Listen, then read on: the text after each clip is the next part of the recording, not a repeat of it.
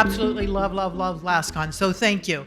And thank you to all the volunteers. This is a volunteer-driven event, and they do such a tremendous job, so really thank you. Thank you for inviting me to speak, and thank you for putting this on every year. It's incredibly powerful for the community. And thank you to everybody for coming this morning. So my name is Theresa Lanowitz, and we're going to talk today about predicting the future of cybersecurity. So a little bit about me, had a pretty good overview of my background. I'm former Chief Evangelist of AT&T Cybersecurity and LevelBlue. And what I did there was I led thought leadership and really was able to create this type of research that I went out to the market and was able to create a report that was vendor neutral, forward-looking, and actionable to give an opinion on a domain. And we're going to talk about a lot of those results today. I also was at Gartner, and when I was a Gartner analyst, I covered software quality automation. So those people on the QA side, I worked with the QA teams for a long time. But while at Gartner, I also started writing about this new thing that was emerging called application security. And I was told, oh, those application developers, they're never going to do security. They're never going to be concerned about security. Here we are today. Application security is a hot topic. And you'll see where people are investing in application security. I have some great data on that. I also worked at Sun Microsystems. I launched the Genie project at Sun Microsystems. It was the first IoT project.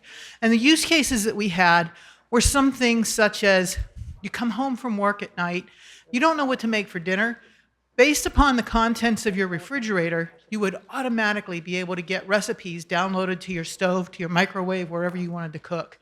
Those are the types of things that we were doing at Sun back in 1999. Some of them haven't come to fruition. Some of them have come to fruition, but it's been a long time in coming, so it's nice to see the IoT world actually evolving. I also worked at Borland. I was a product manager at Borland, product marketing manager at Borland, systems engineer at Borland. I worked on JBuilder product, the first Java IDE.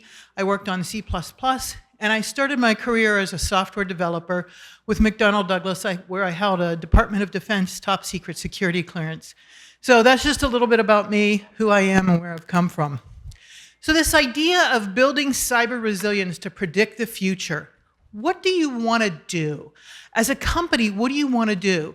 You want to be able to deliver a competitive advantage. You want to be able to build trust among your clients, among your prospects. You want to be able to stand out as the top organization. You want to be able to make sure that whatever you're doing from a technology perspective, you're mitigating financial and reputational damage. You want to make sure that you're delivering an environment that is as resilient as possible. Whether you are in financial services, retail, manufacturing, transportation, government, healthcare, and so on. It's about making sure that you are delivering the best for your customers, whoever your customers may be. And that's where this idea of resilience comes in, and that's why resilience is so powerful. And I've mentioned the term resilience a couple of times. Now, what does resilience really mean? What does cyber resilience really mean? You can read the definition up here, but it's that ability for the entire organization to come together in the event that something happens to that IT estate, whether it is a cybersecurity attack or whether it is a failed integration of software. It's the ability for that whole organization to come together and keep business running as close to business as usual as possible. So what does that mean? Practical example. Let's say you're a hospital and your hospital is under attack and suddenly all of your systems go on.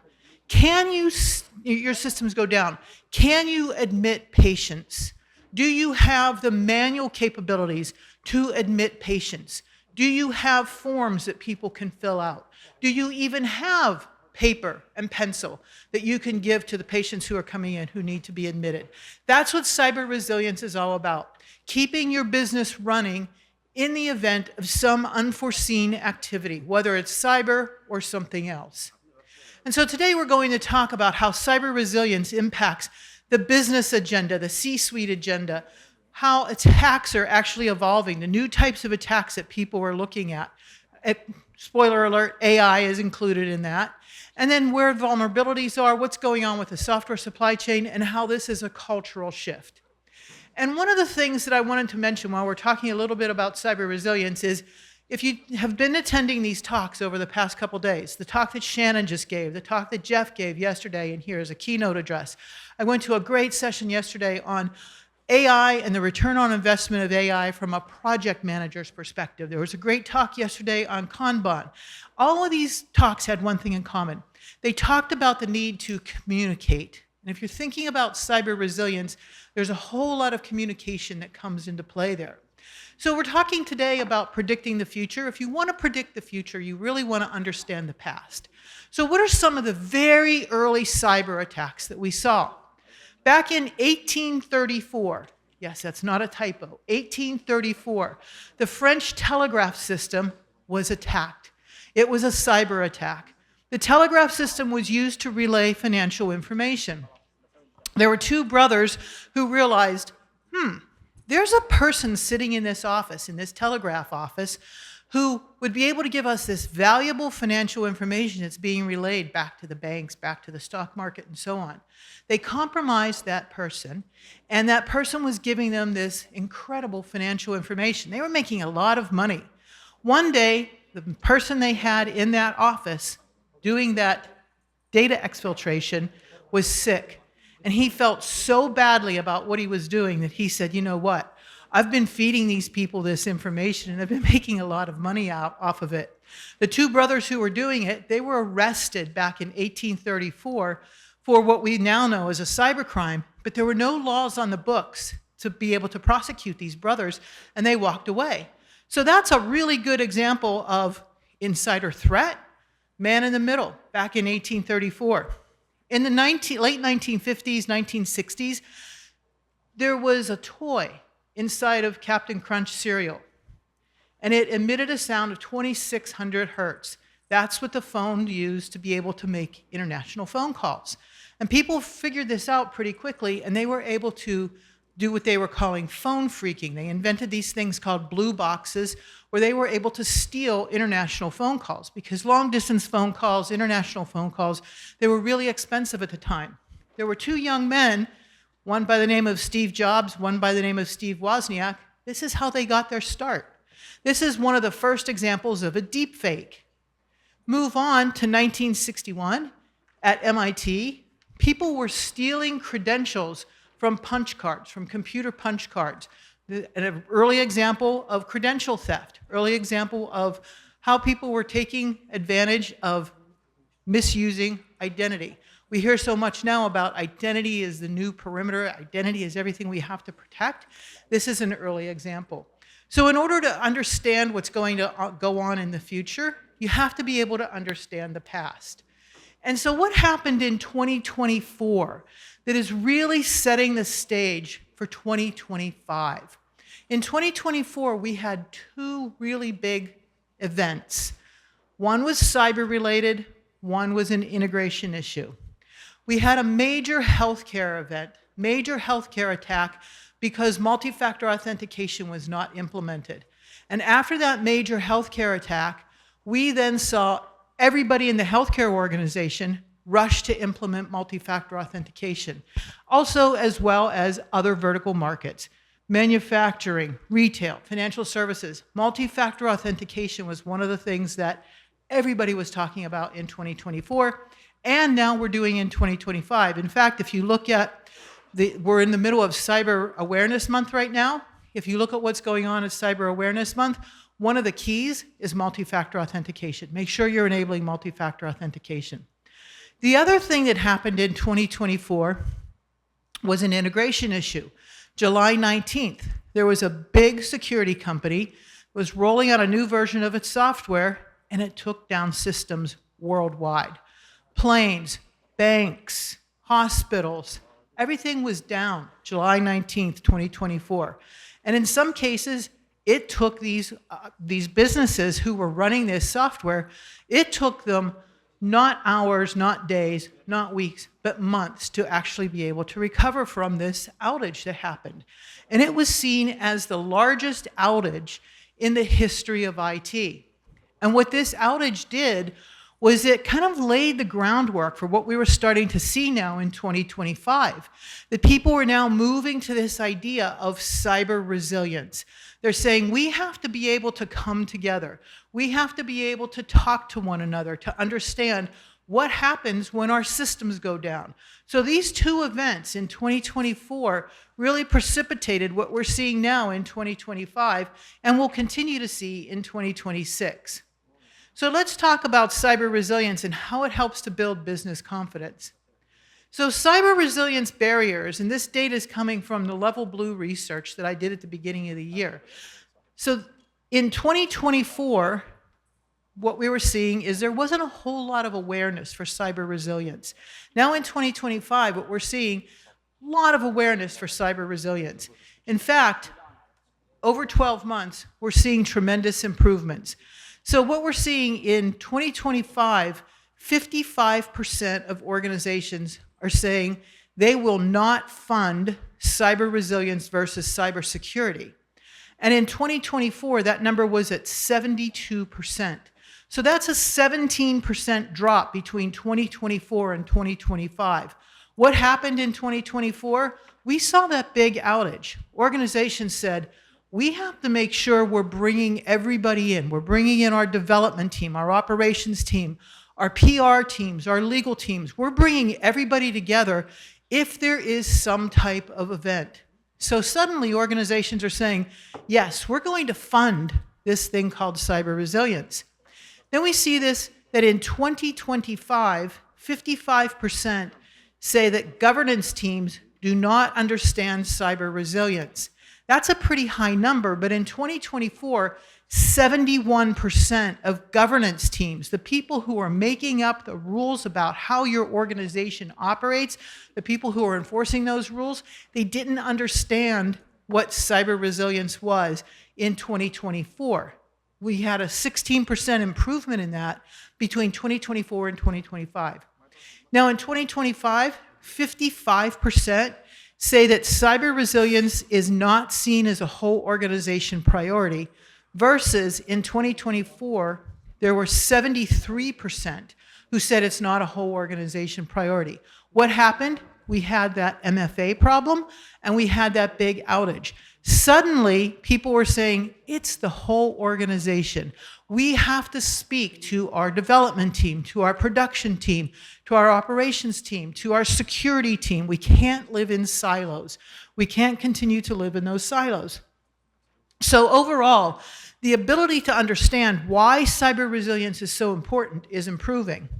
The other big thing that happened is, as this research was being looked at, there were characteristics of cyber resilient organizations. And there were 4 big characteristics. The first one is that a cyber resilient organization is aligned with business goals. They're able to foster that relationship with the business, they're able to communicate with the business, and they're able to deliver better because they are talking, they are communicating, they are collaborating. They've gotten out of the silos. They're not just saying, oh, we're the cybersecurity team over here, we're the development team over here, we're not going to talk to each other, we're going to go ahead and we're going to implement these controls, but we don't understand what the business wants to do from an innovation perspective. So a cyber resilient organization aligns with the line of business. People communicate across multiple silos. The second characteristic of a cyber resilient organization is that they are prepared to defend against AI-driven attacks. So if they have an AI attack coming at them that comes at speed, at scale, they can defend. The third characteristic is that they are also using AI in their cybersecurity practices. And one of the interesting things is that these cyber resilient organizations are prepared to defend, but they're also using AI. And the result is that a cyber resilient organization does not have as many breaches. So one of the things you can do is take these slides, take this data back to your own organization, figure out where you fall on this cyber resilience spectrum. Are you ready for cyber resilience, or are you still living in silos saying, we're the cybersecurity team here, we're the development team here, we're the operations team here, we're not talking to one another? Or are you moving to this idea of cyber resilience? So you'll see further on in this presentation that these cyber resilient teams do things a lot differently than the non-cyber resilient teams because of those characteristics. Cyber resilient organizations are very proactive. 91% of them are investing in advanced threat detection versus 63% overall. But here's one of the key metrics that came from this bit of data. 94% of cyber resilient organizations are investing in software supply chain security. 94%, that's a high number. 94% of cyber resilient organizations are investing in software supply chain security versus 62% of the overall population who are not cyber resilient. And that's an important number. So think about everything that we see going on today with these software supply chain attacks. And we'll come back to this a little bit further in the presentation as we talk about the need to be able to protect your software supply chain and understand your software supply chain. But how do we align cybersecurity with our strategic business goals?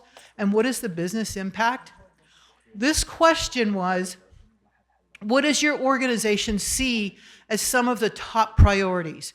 41% said they are going to implement technologies, processes, and procedures to help them with cyber resilience. That's a pretty good number. People are starting to say, and it's all because of this need that arose from that 2024 outage, they're saying, yeah, we need to be able to come together and implement these processes, procedures, techniques, and so on. 38% said that they are really focused on aligning cybersecurity with the line of business. Remember, a cyber resilient organization is aligned with its cybersecurity team and the line of business. And 37% say that they're identifying board level engagement as a top goal. And this is great because the board doesn't want to hear about logs, about metrics. The board wants to understand, how are you able to continue to deliver that customer trust? How are you able to deliver competitive advantages? They want to hear things in business terms. So if you're aligning cybersecurity in the line of business and the board is saying, okay, tell me how we are making sure that we are the top competitor in our particular market. Tell me how I'm able to build customer trust. These are very important things. And only 25% of them are really engaging with their software suppliers about their security practices. So that's a pretty low number. And remember, the cyber resilient organizations, they're investing in this idea of looking at the software supply chain. So cybersecurity is a business requirement. It is no longer just a technical issue. It is a business requirement. Everybody's responsible for cybersecurity. And if you can say, all right, we're going to align around the idea of risk, project investment, budgeting, and also innovation, you can become more of a cyber resilient organization. So effectively aligning business risk appetite with cybersecurity risk management, cyber resilient teams do that very well. Allocating cybersecurity budget for the project at the beginning of the project. So rather than waiting until the end, this goes back to this idea of being more cyber resilient, getting out of those silos and making sure that you are aligned from the beginning, that you're bringing all the stakeholders in from the beginning. And it sounds really simple, but we're going to start to see some really good basics of software engineering practices again. So bringing those stakeholders again. And cyber resilient organizations are able to risk more with innovation because they take more of an adaptive approach. Now, what about these evolving attacks, new attacks in AI? So we know that AI is everywhere. AI is the most amazing thing that has ever happened to us, and AI is the scariest thing that has ever happened to us. So AI really fuels those attacks fast. The attacks now come at speed, size, scale. You're no longer getting those emails from the prince in a faraway land saying, hey, all you have to do is give me your bank account and I'll deposit a large fortune in your bank account by the end of the day. You're getting very credible phishing emails. You're getting very credible emails. You're getting very credible phone calls, and that's all because of AI. It doesn't sound as though it's coming from somebody who has never written a sentence in the English language. It's not some far-fetched scheme like that prince from a faraway land. So these new types of threats are very, very serious. And AI is really disruptive. We're using large language models, and there's been a lot of talk here about the LLMs and how the LLMs can actually hallucinate. So consider, for example, when we were indexing the internet, training these LLMs on what we've indexed the internet with, if we said the capital of Texas was San Diego, your LLM would say with certainty, yes, the capital of Texas is San Diego. We know the capital of the great state of Texas is, of course, Austin, where we are today. But that's how an LLM can actually start to hallucinate, garbage in, garbage out. So you have to be very careful about what your LLM is using, where your LLM is getting that data, and always have that human in the loop, as we've talked so much about here. Now, 48% of the survey participants said that they need to be able to better defend against AI-powered cyber adversaries. So not human adversaries, these AI-powered cyber adversaries. The AI attacks are getting extremely sophisticated. 59%, almost 60% of these survey participants, and these are 1,500 people from around the world, 16 different countries, so almost 60% of them said that it is getting more difficult to discern real from not real. This goes to the idea of deep fakes. And I think we've all heard the example of the famous deep fake where it's a Sunday night, a CFO from a large company gets a video call from his CEO. He, of course, knows the CEO. They work together on a daily basis. And the CEO says to the CFO, hey, I need you to deposit this large sum of money, millions of dollars, into this bank account in the Cayman Islands because we're going to buy this AI company tomorrow, and it's going to set us on a path to greatness like we've never seen before. The CFO says, okay, certainly, I'll do it. What's the account number? And as they're talking, the CEO even references inside jokes that the two of them have, references things that only somebody who would work in that office actually knows. So the CFO deposits the money in the offshore bank account. The CEO calls back on a video call, so it's a person that he knows, an image that he knows, to make sure the money was deposited. And the CEO says, great, this will be announced tomorrow morning. Well, the next morning, the CFO walked into the office. The FBI was there and said, did you deposit this large sum of money into this offshore bank account? And the CFO says, well, yes, because my CEO told me to do it. And the FBI said that was a deep fake. So the deep fakes are getting so good. They're getting so good that it's very difficult for organizations to discern between real and fake. So one of the things you should really be able to do is train your teams on what a deep fake looks like. Put guardrails in place. Put checks and balances in place so that you are not taken advantage of by a deep fake. And not only are the attacks changing with the size, scale, and speed, the cyber adversary groups are changing as well. We always think of the cyber adversary as the nefarious hacker in the corner with a hoodie and a screen full of ones and zeros. What we have seen in 2025 are these new adversary groups, and they have originated from the COM. The first one is Scattered Spider, also known as UNC 3944. Scattered Spider. Then the next one is Shiny Hunters, also originated from the COM.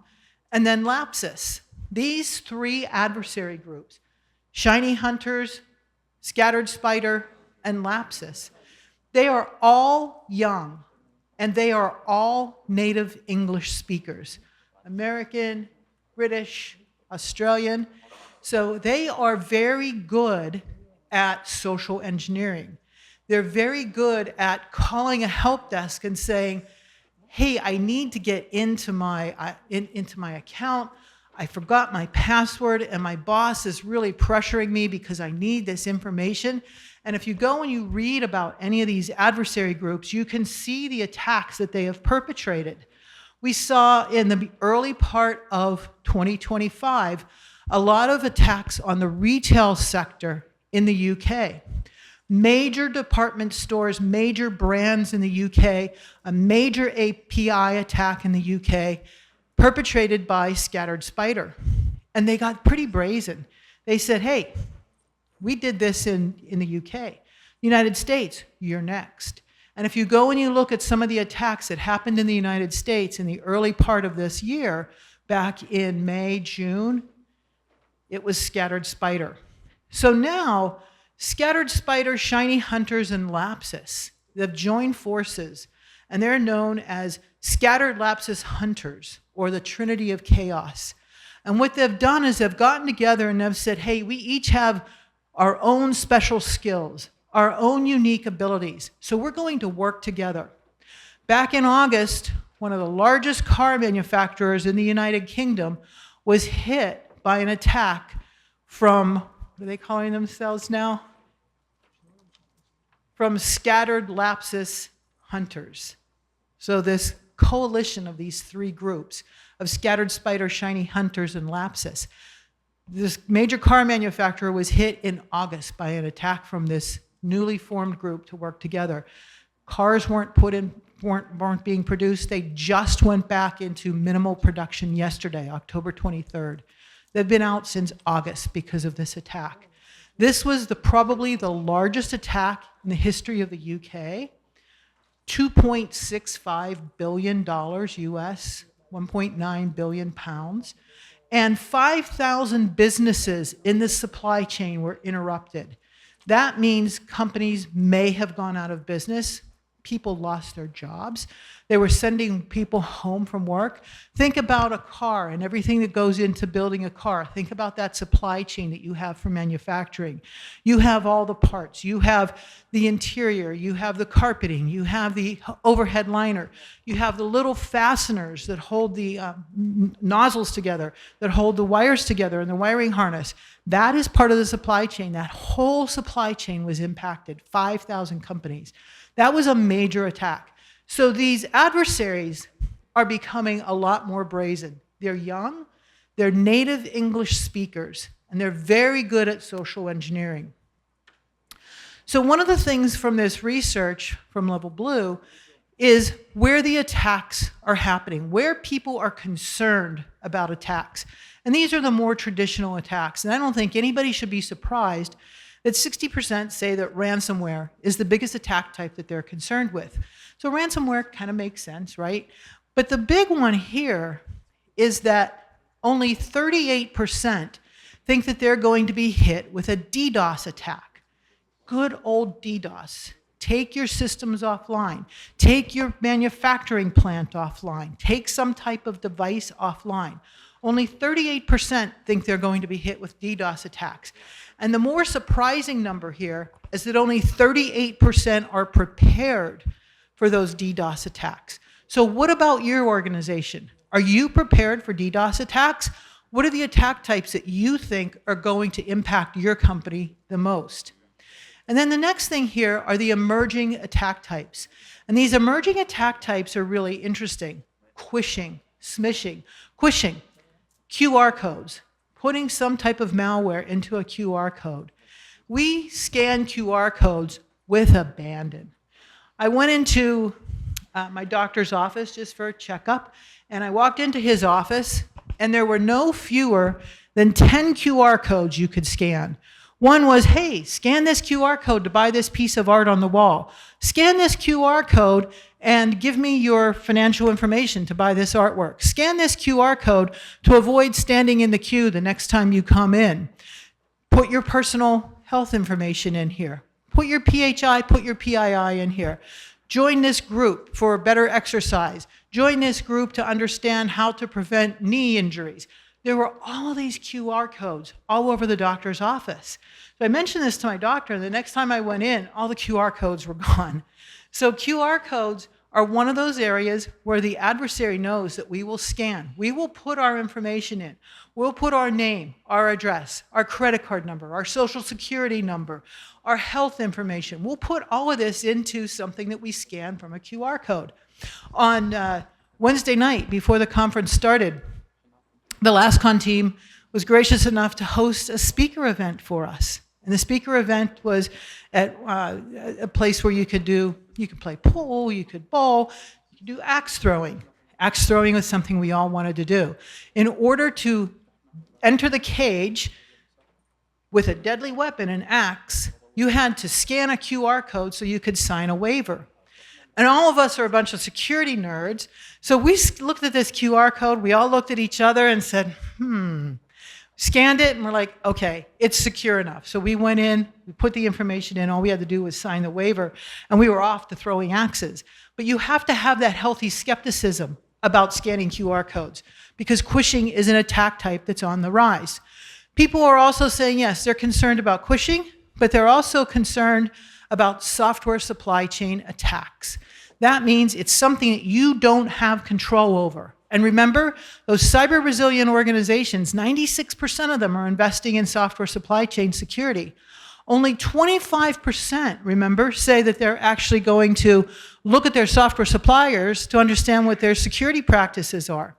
And 29% say that they can remediate against AI-powered attacks. So that's a pretty low number, the 29% number. So where does your organization stand? What are you doing for some of these new and emerging attack types? One of the other things that organizations can do is help to build resilience through that investment. Remember, we want to align around our risk appetite, our investment in security, as well as the innovation approaches that we're taking. But this was a really great piece of data that came back, because 69%, almost 70% of organizations say that they are investing in application security. I'd been running this survey at AT&T Cybersecurity and then again at LevelBlue. I'd been doing it for 5 years. This was the first time application security came back so high. In the past, it was always more around we're investing in network security. Application security is top of mind for so many organizations. And this goes back to, if you listen to the keynote presentation by Jeff in this room yesterday, he talked about it's no longer about defending the castle. And this is proof that it's no longer about defending the castle, because software is that last mile. This is where the attackers are going to attack. And one of the other attack types that didn't make it onto that attack type list is the idea that attackers are now executing attacks called living off the land.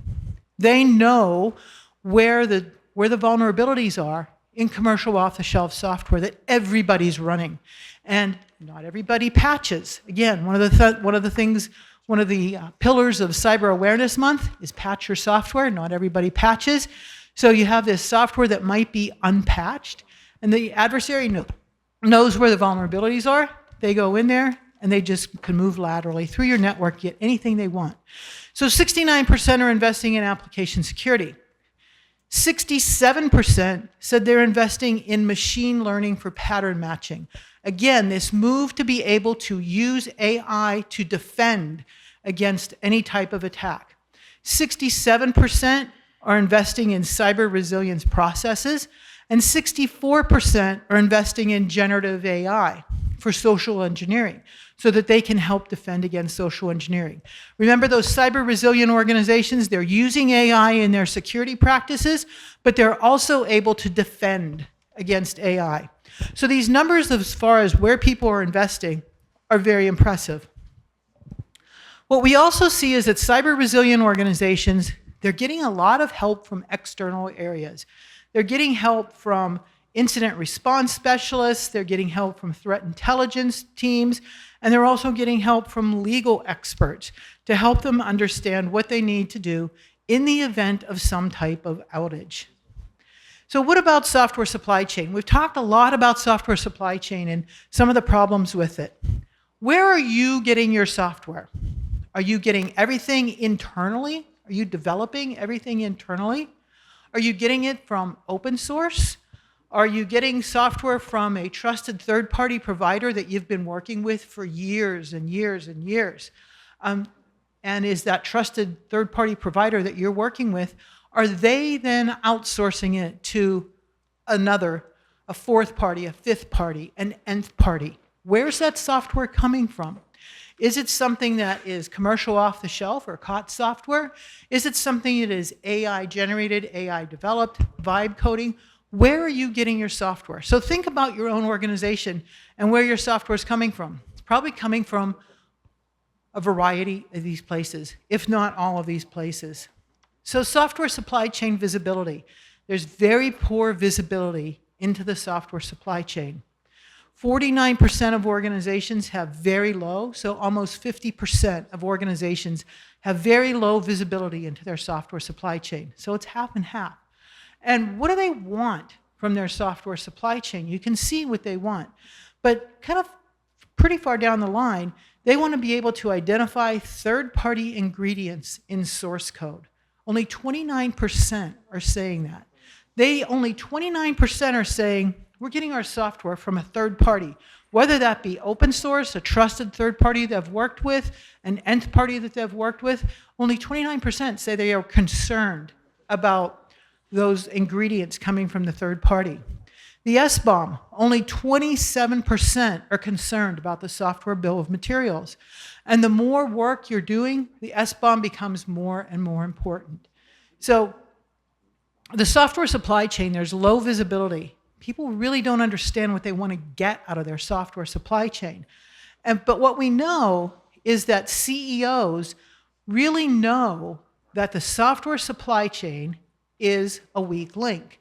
In fact, 40% of CEOs say that they believe their software supply chain is their biggest security problem. It's their biggest security risk. Not that the CEO is sitting there knowing who all the third-party suppliers are or able to see completely into the visibility of the software supply chain, but they know the software supply chain is a risk. So the benefit that you have in order to now start to work on your software supply chain visibility is that your CEO understands the risk. So there's an awareness at the top that the software supply chain can be problematic. So there's actually some sort of critical mass for you to be able to be empowered to take advantage of taking care of that software supply chain visibility. And only 25% of organizations are really engaging with their third-party suppliers and their software supply chain and their security practices. So that means 75% of organizations are just taking software from a third party, whether it be that trusted provider that they've worked with for years or open source. They're just taking that software and putting it into their application. They don't really understand what's going on with their software supply chain providers. So what types of alignment and collaboration should you be taking a look at? You really want to build this culture of cybersecurity in your organization. And the dark blue bar is the non-cyber resilient organizations. The light blue bar is the cyber resilient organizations. So the first one, our cybersecurity team is aligned with the line of business. Cyber resilient organizations, 100% of them are aligned with their line of business. The non-cyber resilient organizations, 66%. That's a decent number, but we see that there's this movement to align with the line of business because we know that living and working in silos is detrimental. The second one, all leadership roles have cybersecurity responsibility with KPIs and metrics. This is a really important concept because what this means is that everybody in your organization has responsibility for cybersecurity. And if you attach KPIs and metrics to every leader in your organization, it then trickles down to every team in that organization. That means everybody in the organization has some responsibility for cybersecurity because there is a KPI attached to it. And this is one of those things that you're going to start to see more and more. There's going to be more and more KPIs written with cybersecurity. And even the cyber resilient organizations, 73% of them are doing this. Non-cyber resilient organizations, 60% of them are doing this. So those are both pretty good numbers. And then the third one, we're educating the workforce about social engineering tactics. That education about social engineering is critical. With the deep fakes that are going on, with the AI-driven attacks that are going on, helping your teams understand about social engineering is really critical right now. And then we're doing some pretty good things in terms of aligning with the line of business, looking at social engineering education, making sure everybody has responsibility with KPIs for cybersecurity. There's also areas for improvement. One of the biggest areas is that formalized incident response plan. Only 37% of organizations have a formalized incident response plan. What about your organization? Do you have a formalized incident response plan? Is it written down? Does everybody know who is responsible if there is an incident? Do you know when you're bringing in your legal team? Do you know when you're bringing in your PR team for crisis communications? Do you know when you're going to inform your executives? When you're going to talk to your clients? How is your own incident response team inside of, or your incident response plan inside of your organization? Are you one of the 37% that have an incident response plan in place? Or are you one of the other 63% that do not have a formalized incident response plan in place? And this is a great point, a great piece of data to take back to your own organization. If you don't have an incident response plan in place, start to figure out what you can do. Bring in those proper external helpers to actually help you with that incident response plan. The other bit of data that was fairly disturbing was that only 34% of organizations do and conduct due diligence around cybersecurity for mergers and acquisitions. So think about it. Your company is going to acquire another company. They certainly conduct due diligence on the financial side of things. Cybersecurity practices, cybersecurity controls, it is just as important now for due diligence as the financials are. Think about it. Your company may be out there ready to acquire another company, and they're not conducting their due diligence around cybersecurity, and maybe that company that you're about to acquire, maybe they're under attack. Maybe they have some type of adversary lurking in their network right now. So making sure that you're conducting due diligence around cybersecurity practices for mergers and acquisitions, that's certainly an area to improve upon. Only 34% of organizations are doing it now. So how can you become more cyber resilient? 4 key steps. Raise awareness of cyber resilience in your organization. Start the conversation. Talk about those 2 big events that happened in 2024. That multi-factor authentication failure at a healthcare company, that big outage when a new piece of software was being installed and rolled out. Talk about what happened just this past August to October with a major car manufacturer in the UK. So start that conversation about cyber resilience. Codify what cyber resilience means in your organization. Who's responsible? Foster that culture of cyber resilience through business alignment and cyber responsibilities. That means break down those silos, communicate, collaborate. We're all in this together. We are about making sure that the company, whatever type of company it is we're working for, from financial services to healthcare to retail to transportation, energy, and so on, we are about making sure that we are delivering the best product, the best offering for our clients, for our customers. We want to continue to build trust. We want to be able to innovate and continue to build that trust. You want to make cybersecurity proactive and intentional versus reactive and transactional. Making sure that everybody has some type of cybersecurity KPI in their annual process, in their annual plan. This is a way to start to build this cyber resilience culture. And make resilience a priority by understanding your third-party impacts. What is happening in your software supply chain? Can your company be taken out by an API that is attacked in another company? What's going on with your software supply chain? Where are your third parties in your software supply chain?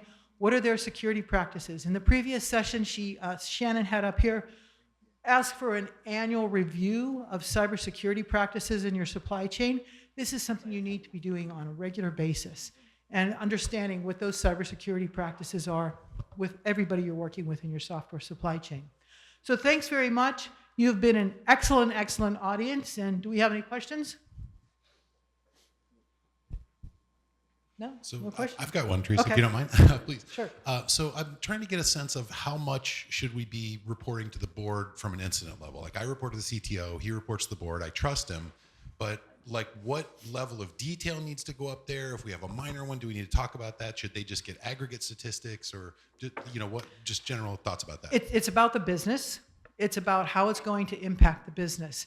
And are you going to report every time you could potentially have been under attack? No, because then you start to be kind of the boy who cried wolf, right? Like, oh, the sky is falling, the sky is falling. And suddenly the board says, I don't really care. You came and you told me that happened 100 times last quarter, and it's happening 500 times this quarter. I want to know when something's going wrong. But if you have this incident response plan, being able to report to the board that, yes, we are becoming a cyber resilient company. And as part of a cyber resilient company, we are doing these types of things. We have a formalized and codified incident response plan. And what that means is when there is some type of outage, everybody knows what they're doing. We have this formalized incident response plan. What we've also done is we are attaching KPIs with metrics to every leader in this organization, from the CEO to the CTO to the CFO to the CIO to the vice president of product to line managers and so on. So giving them this idea of here's what we're doing for the business, because when you look back, what you want to be able to do is these things that I talked about at the beginning.